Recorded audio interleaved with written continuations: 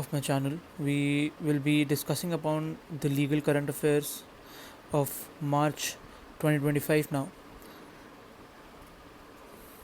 So we'll be discussing about Supreme Court and High Court judgments, certain legislative and policy developments, which were not many because the Parliament was not in session as such, and international laws and India's interface. I think the Cape Town Convention, which we talked about in the last video, is somewhat related to in this video as well. Right, we'll be having the table and likely UPSC mains questions as well. So let's go to the first case, which is Suresh versus State, represented by the Inspector of Police. It is a case by Supreme Court and was ruled upon March 2025. Right, so the major holding in this case was that sole and credible testimony of a prosecutrix can sustain a rape conviction without corroboration. Credibility, consistency and absence of material contradictions are the key tests. Okay, so ideally guys, whenever we talk about rape, IPC, मैं IBC लिख रहा था क्योंकि मैं bankruptcy code पढ़ रहा हूँ आजकल, बट ये IPC 375 376 इन्वॉल्व रहता है, ठीक है. और BNS का अगर हम लिखें तो ऑफेंसेस अगेंस्ट वुमेन में 63 एंड 64 इन्वॉल्व रहता है, सेक्शन 63 एंड 64, ठीक है. तो आइडियली जो रेप ज्यूरिस्प्रूडेंस है इंडिया का, वो सोसाइटी के हिसाब से चेंज होता रहता है, और जो हुआ भी है. अब हमारी सोसाइटी बहुत ख़राब होती जा रही है, जैसे कि हम लोग देख रहे हैं. पहले भी थी, लेकिन पहले जो चीज़ें थी वो बाहर नहीं आती थी, लेकिन अब हम देख रहे हैं post Nirbhaya, and specially post Nirbhaya we have RG Kar as well now. So these things, display in the society in which we live in, right? So statutes involved is 375, 376, 375, 376, 63, 64 as well, if you want to write the current statutes as well, plus the Evidence Act 2, which will talk about the witness credibility rules. Exam की utility क्या रहेगी, हम लोग ये देख लेते हैं. Survivor centric evidentiary standards, ठीक है, कि अगर एविडेंस चाहिए तो अगर सर्वाइवर है, अगर कोई बचा है तो एविडेंशियरी स्टैंडर्ड्स उसके हिसाब से मेंटेन होने चाहिए. Strengthening of prosecution in sexual offences is also important. ये देखिए, ये सब ना कीवर्ड्स हैं, ठीक है, ये कीवर्ड्स हैं, कीवर्ड्स लिखे हैं मैंने, ये आप अपने आंसर्स में लिखेंगे तो प्रभाव पड़ेगा,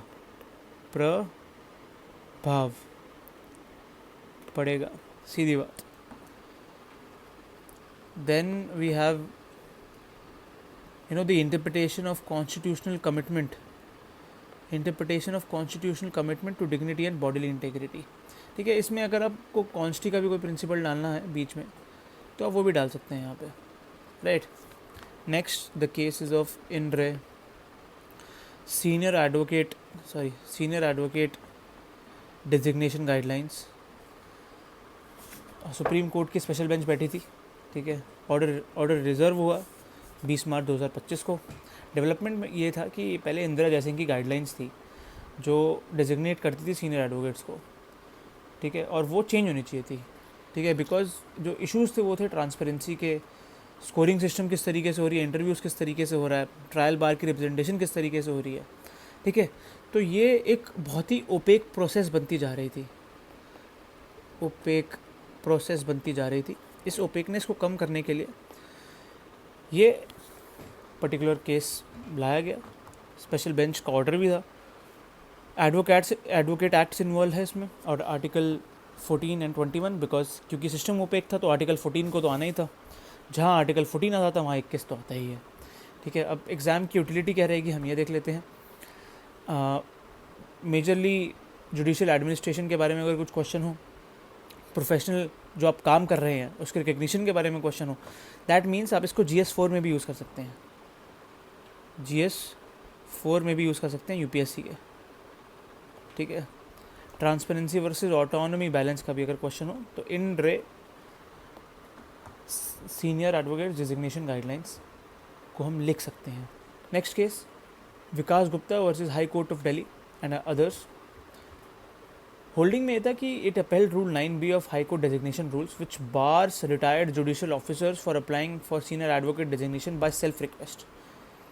It also reaffirmed Indira Jaising principles and gave primacy to permanent committee scrutiny and full court discretion. ठीक है. स्टैट्यूट्स कौन से इन्वॉल्व थे हमें ये देखना पड़ेगा. अगेन एडवोकेट्स एक्ट तो इन्वॉल्व था ही, और Indira Jaising versus supreme court of India 2017 का जो केस था वो इन्वॉल्व था, बिकॉज वहाँ पे गाइडलाइंस बताई गई थी. राइट. अगेन एग्जाम यूटिलिटीज़ की सेम रहेगी जैसे पिछले में थी. Professional regulation, scope of judicial review and guided discretion. Right. Fourth case which we have to talk about is an interesting one. In re in house procedure concerning Delhi high court जज. Supreme court administrative action का case था. Admin action लिया था supreme court ने. ठीक है. Development ये थी कि अनअकाउंटेड कैश मिला गया था HC वर्मा साहब के रेजिडेंस से, जस्टिस वर्मा के रेजिडेंस से ड्यूरिंग अ फायर रेस्क्यू.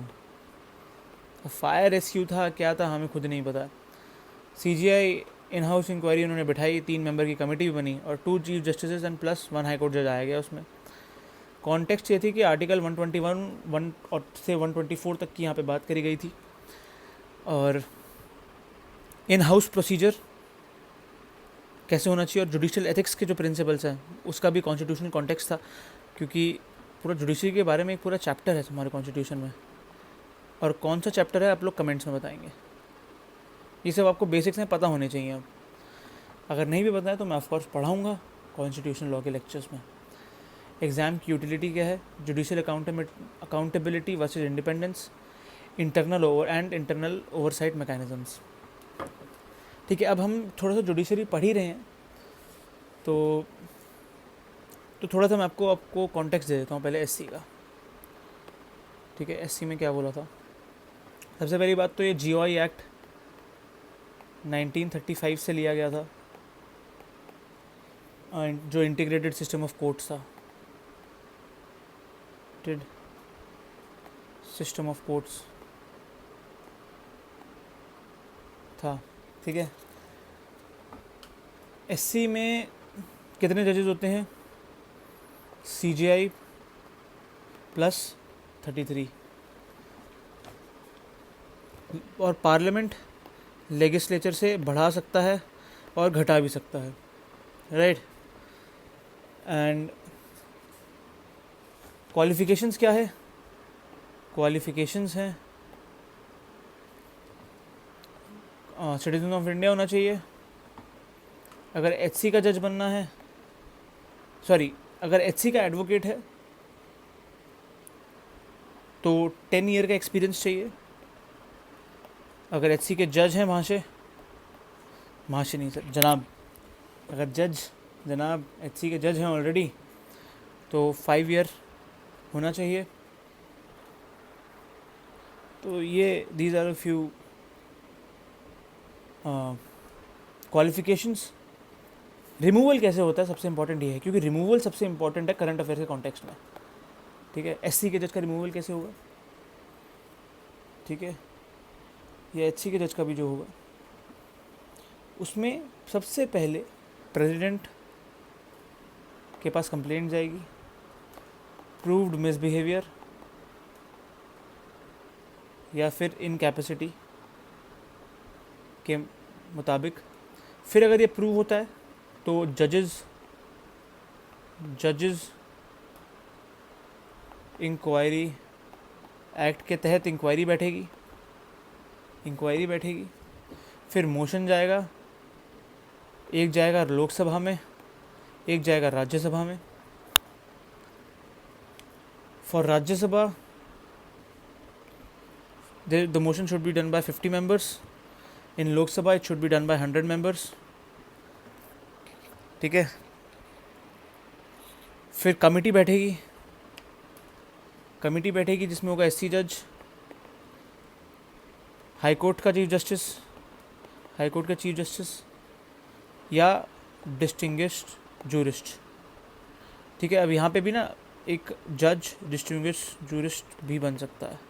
आज तक बना नहीं है, कहा जा रहा था कि बनने वाला है लेकिन अभी तक नहीं हुआ है। ठीक है, अगर ये यहाँ से गिल्टी प्रूव होते हैं तो स्पेशल मेजॉरिटी चाहिए होगी। ठीक है, और पहले अगर लोकसभा में पहले आया था बिल, या मतलब जो मोशन, फिर लोकसभा में जाएगा, नहीं तो राज्यसभा में जाएगा, डिपेंड्स, लोकसभा राज्यसभा, फिर दूसरे हाउस में जाएगा, लोकसभा राज्यसभा, दोनों से पास होके दोनों में स्पेशल मेजॉरिटी की ज़रूरत पड़ेगी, एंड देन फिर से प्रेसिडेंट के पास जाएगा। ठीक है, और उसके बाद रिमूवल डन होगा। इतना कॉम्प्लेक्स प्रोसीजर क्यों है?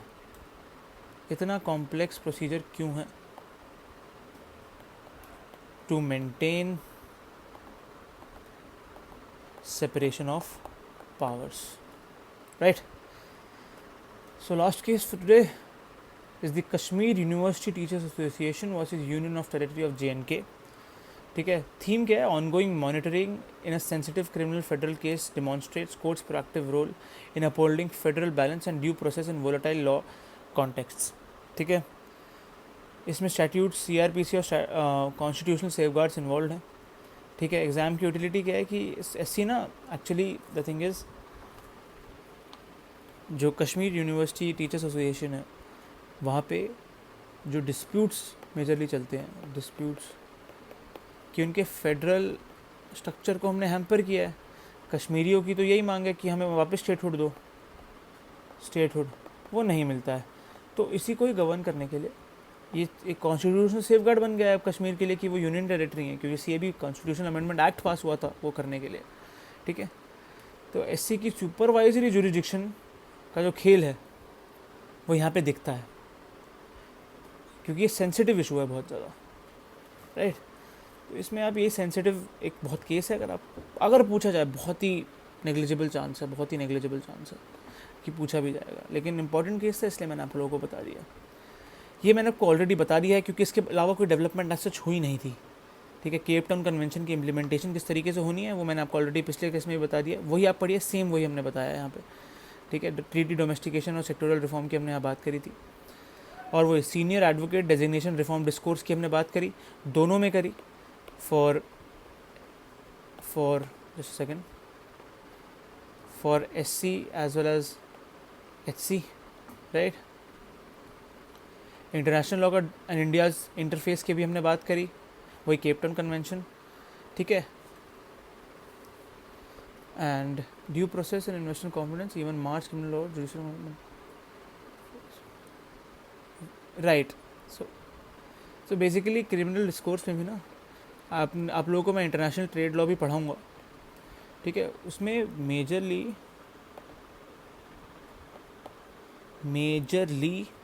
जो दुखी चीज़ें हैं, जो दुखी बातें हैं, वो है दोस्तों कि जो क्रिमिनल नेचर की ट्रांजैक्शंस हैं वो कम कैसे करी जाएं। ठीक है, और उसकी अकाउंटेबिलिटी कैसे बताई जाए। तो इंडिया ने अलाइनमेंट्स करी है, rule of law, international business actors में अपना क्रिमिनल जुरिस्प्रूडेंस चेंज करने की हाँ भरी थी, बस यही है, या कहीं नहीं आएगा question, 100% chance, but important for international trade and you should know about these things as well. I will be teaching you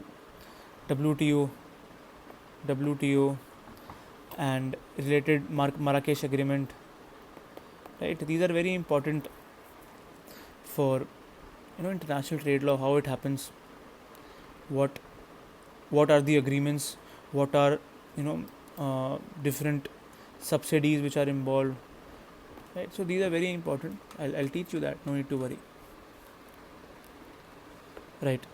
Next, social legal differences, वही दिल्ली एचसी जज का हमने बात करी. डिसेबिलिटी राइट्स इन्फोर्समेंट की बात करी है, क्योंकि मार्च में rights of person with disabilities act provisions across education, public education and public administration की बात करी. क्योंकि आप ये देखिए, इनिशियली जो डिसेबिलिटीज़ एक्ट है वो इतना थॉरो नहीं था for rights given to disable people. ठीक है, अब उसको हमें इफ़ेक्टिवली इम्प्लीमेंट करना है, और ये one of the major statutes है for disable people, disable citizens of our country. Next is consumer and education regulation. Service charge का रेगुलेशन करना बहुत ज़रूरी है, और state coaching centre control emerge as policy themes showing regulatory balancing between commerce and citizen rights. यार कुछ state की coaching जो है ना, वो मुंह बोला पैसा आपसे मांगती है. पैसा चाहिए सिर्फ उन्हें, वो कम करना है, और हमें एक बैलेंस क्रिएट करना है between citizen and commerce. Right, revision table यही है. पहले हमने सुरेश वर्सेस स्टेट की बात करी है. राइट, एंड वही क्रिमिनल प्रोसिक्यूटर सेक्सुअल ऑफेंस का jurisprudence section 63, 64 BNS.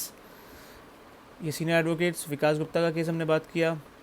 In house inquiry of Delhi HC aircraft object bill, ये हमने लास्ट बार भी बात किया था. पॉसिबल क्वेश्चंस क्या क्या बैठ सकते हैं कि सेक्सुअल, ये तो पॉइंटर्स है, पॉइंटर्स की आपको जरूरत नहीं है, ऑलरेडी मैंने आपको बता दिए हैं. क्वेश्चंस आप देख लीजिए एक बारी. Can the sole testimony of prosecutor sustain a rape conviction in India? Discuss.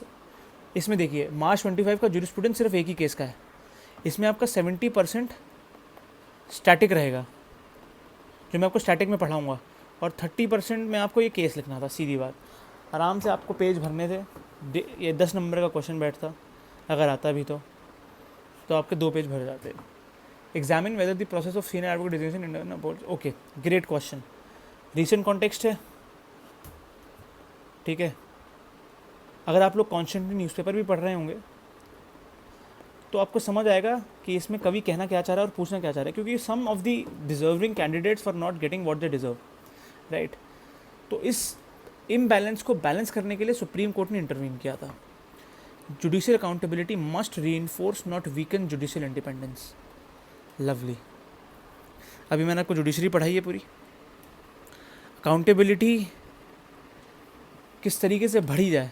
Already हमारे पास इतना रिजिड स्ट्रक्चर है रिमूवल का, है ना, तो उसका हम एग्जांपल दे सकते हैं, क्योंकि जुडिशियल इंडिपेंडेंस उससे बढ़ी रहेगी. देखिए, ये तो सेम है. इसमें आपको अगेन स्टैटिक लिखना है मेजरली.